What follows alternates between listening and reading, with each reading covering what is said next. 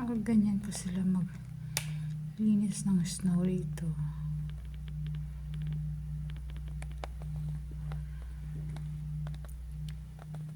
Sa park lang po yan, pero pag sa mga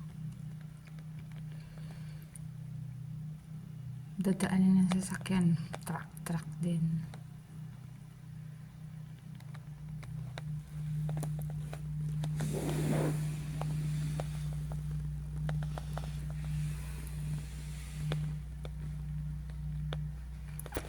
Kasi kung hindi po nila gaganyanin yan, wala pong madaan na mga tao.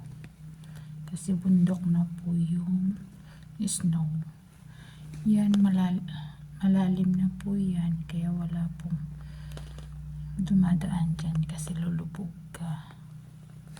Okay, dito na lang. Papasok na